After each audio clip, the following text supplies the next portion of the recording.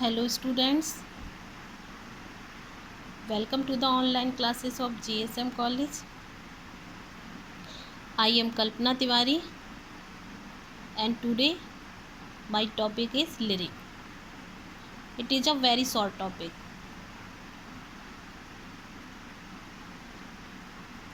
Lyric. Lyric means होता है यूनानी गीत. Lyric का मतलब क्या होता है? यूनानी गीत. Its origin in Greece. इसका origin, इसका जो बर्थ प्लेस है वो कहाँ पर हुआ है? ग्रीस में. लिरिक एक यूनानी गीत है. लिरिक को यूनानी गीत कहते हैं और इसका जो जन्म स्थान है वो ग्रीस में हुआ है. ये बहुत ही संक्षिप्त छोटा सा टॉपिक है पर है important. Lyric is a kind of poem.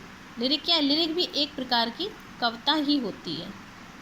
जैसे अभी मैंने बैलेट को बताया था कि बैलेट जो है एक प्रकार की कविता होती है, लेकिन वो एक डांस सॉन्ग होता है जिसमें डांस किया जाता है. और लिरिक क्या है? लिरिक भी एक प्रकार की कविता है, लेकिन ये कैसी कविता है? It is a short subjective poem. ये एक छोटी सी संक्षिप्त सब्जेक्टिव पोइम है. सब्जेक्टिव का मतलब होता है पर्सनल. सब्जेक्टिव का मीन्स क्या होता है? एक पर्सनल, एक व्यक्तिगत कविता होती है. लिरिक जो है वो एक पर्सनल व्यक्तिगत कविता होती है. इन लिरिक में क्या होता है? The poet expresses his personal strong emotions. Lyric में कवि जो है वो एक्सप्रेस करता है, मतलब अंदर की भावनाओं को, अंदर के विचारों को बाहर की तरफ एक्सप्रेस करता है. हिज पर्सनल स्ट्रॉन्ग इमोशंस, अपनी जो पर्सनल मजबूत भावनाएं होती हैं उनको कवि व्यक्त करता है लिरिक में.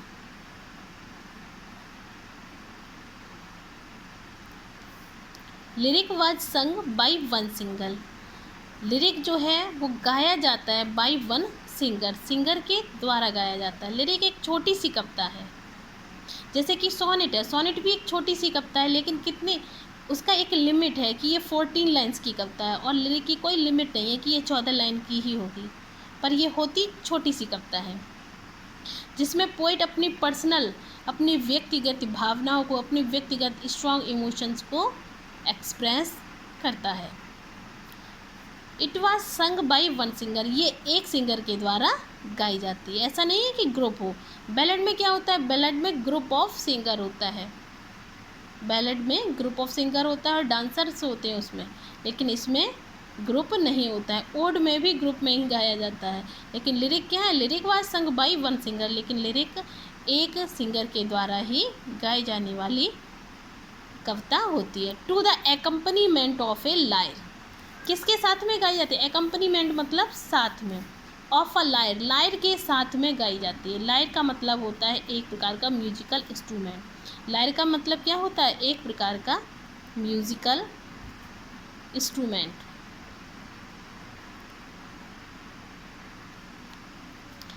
वैसे इसको वीणा बोला जाता है लायर को. तो किसके साथ में गाई जाती है? ये वीणा के साथ में गाई जाती है. और लायर से ही लिरिक शब्द बना हुआ है. लायर से ही क्या बना है? लायर से ही लायर, इसके साथ में, लायर के साथ में ये कविता गाई जाती है और लायर की वजह से ही इस कविता का नाम लिरिक रखा गया है. तो lyric was sung by one singer. ये लिरिक जो है वो किसी एक सिंगर के द्वारा गाई जाती है. किसके साथ में गाई जाती है? वीणा के साथ में गाई जाती है. It did not give much importance to language and subject matter. ये बहुत ज़्यादा महत्व नहीं रखती है भाषा के लिए और ना ही सब्जेक्ट में. ना तो इसकी भाषा बहुत ही ज़्यादा सर्वोत्कृष्ट होती है, अलंकृत होती है, ना ही इसकी विषय वस्तु, ना ही सब्जेक्ट मैटर, ना ही इसकी विषय वस्तु बहुत ही ज़्यादा भव्य या विशाल होती है जैसे कि एपिक की होती है. यह एक सिंपल सी, छोटी सी, साधारण सी कविता होती है जिसमें कवि अपने व्यक्तिगत भावनाओं को व्यक्त करता है. और ये किसके साथ गाई जाती है? To the accompaniment of a lyre. ये लायर के साथ में गाई जाती है. Lyre is a musical instrument. It is also called veena. Veena कहा जाता है इसको. In lyric poetry the mood is musical. Lyric poetry में क्या होता है कि मूड जो होता है व्यक्ति का म्यूजिकल हो जाता है, संगीत में हो जाता है एंड इमोशनल हो जाता है। क्यों इमोशनल क्यों हो जाता है? क्योंकि पोइट जो है इसमें अपनी पर्सनल स्ट्रॉन्ग इमोशंस को व्यक्त करता है, जो उसकी पर्सनल मजबूत भावना है, जिसमें उसके भाव उद्गार प्रकट हो रहे होते हैं, उनको जब कोई व्यक्ति एक गीत के माध्यम से सुनता है तो क्या होता है कि उसका जो मूड होता है वो भी संगीतमय हो जाता है और उसकी भावनाएं कैसी हो जाती हैं? द्रवित हो जाती हैं उस गीत को सुन के। The word lyric comes from the Latin lyrics. Lyric शब्द जो है वो लैटिन, मैंने बोला ऑरिजिन ग्रीस में हुआ था, ग्रीस में लैटिन भाषा बोली जाती थी, तो इसका जो लिरिक शब्द जो है वो लैटिन भाषा के लैरिकस से बना हुआ है। किससे बना है? लैरिकस से। मीन्स जिसका मतलब होता है ऑफ और for the light. Of for the light मतलब जिसका मतलब जो बिल्कुल उसी के लिए हो, फॉर द लाइट जो सिर्फ वीणा के लिए ही बना हो, फॉर द लाइट सिर्फ वीणा के लिए, फॉर मीन्स होता है लिए, द लाइट वीणा के लिए। तो लिरिक शब्द जो है वो लैटिन भाषा की लैरिकस से लिया गया है और जिसका मतलब होता है for the light, of for the light मतलब सिर्फ और सिर्फ वीणा के लिए। तो ये गीत जो है वो वीणा के साथ में ही गाया जाता है और वीणा को लायर बोलते हैं। Lyre is a musical instrument. और इस लिरिक को जो भी सुनता था उसका मूड कैसा हो जाता है? उसका मूड भी म्यूजिकल हो जाता है और वो भी उसकी भावनाएं भी द्रवित होने लगती है। उस गीत की फीलिंग्स उसको सुनते ही उसके मन में भी भावनाएं, स्ट्रॉन्ग इमोशंस आने लगती हैं। ये एक शॉर्ट सब्जेक्टिव पोइम होती है, ये एक छोटी सी व्यक्तिगत एक पर्सनल पोइम होती है।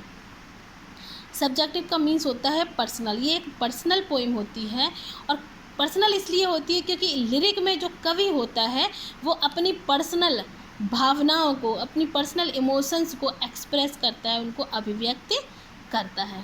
लिरिक जो होता है वो सिर्फ एक सिंगर के द्वारा गाया जाता है, जबकि बैलेड होता है, बैलेड इज संग by a group of singers. Ballad जो होता है वो ग्रुप ऑफ सिंगर्स के द्वारा गाया जाता है।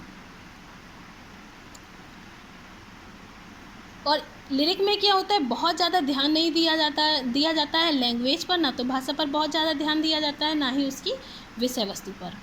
लिरिक शब्द जो है वो लैटिन भाषा की लैरिकस से आया है, इसका मीन्स ही होता है फॉर द लायर। इसके कुछ एग्जाम्पल्स दिए हैं, जैसे शैली की है टू अ स्काईलर और शेक्सपियर की है ब्लेसेड मर्सी। शैली की टू अ स्काई लार्क में क्या है, शैली ने गा गा के लिखा है स्काई लार्क के लिए कि तुम इतना सुंदर गाती हो, तुम इतना सुंदर बोलती हो, जब तुम सुबह उठती हो और चींची चींची करती हो तो उससे हमें ये प्रतीत होता है, इसमें एक्सप्लेन किया है शैली ने कि जैसे कि तुम्हें कोई दुख है ही नहीं, तुम इतना खुश हो के, इतना चीयरफुल हो करके गीत गाती हो और लोगों को एक संदेश देती हो कि सारे लोग भी अपने हार्ट से, पूरे हृदय से अपने जीवन को जिए। शेक्सपियर की एक एग्जाम्पल है ब्लेसेड मर्सी। इस ब्लेसेड मर्सी को आप सभी लोगों ने 12th में पढ़ा होगा। 12th में इसका एक पूरा चैप्टर है the merchant of Venice. Mercy, blessed mercy में एक पोर्सिया की स्पीच है, इसमें एक करेक्टर है पोर्सिया और पोर्सिया की इसमें एक बहुत ही अच्छी सी स्पीच है कि मर्सी जो है दोहरा गुण होता है। इसमें बताया है पोर्सिया ने, मर्सी जो होता है वो एक दोहरा गुण होता है। मर्सी मीन्स होता है दया। इसमें जो दया दिखाता है उसको भी बहुत खुशी मिलती है और जिस पर दया दिखाई जा रही है उसको भी बहुत खुशी मिलती है। मीन्स दया जो होती है दो तरह से प्लेजर प्रदान करती है, दो तरह से प्लेजर देती है। जो दया को एक्सेप्ट करता है वो और जो दया को शो कर रहा होता है वो, दोनों ही लोगों को दया सूट करती है। बहुत ही अच्छी इसमें स्पीच दी है पोर्सिया ने। पोर्सिया एक करेक्टर है इसमें और ये एक फेमस रोमांटिक कॉमेडी है द मर्चेंट ऑफ वेनिस। उसी का एक पार्ट है ये ब्लेसेड मर्सी, जिसमें उसने मर्सी को ब्लेस किया, मर्सी के गुणों के बारे में बताया। ब्लेसेड मर्सी में पोर्सिया ने मर्सी के वर्च्यू, गुण के बारे में इसने बताया और ये आपने 12th में पढ़ ली होगी। I hope you will understand very well and at last I say stay home, stay safe.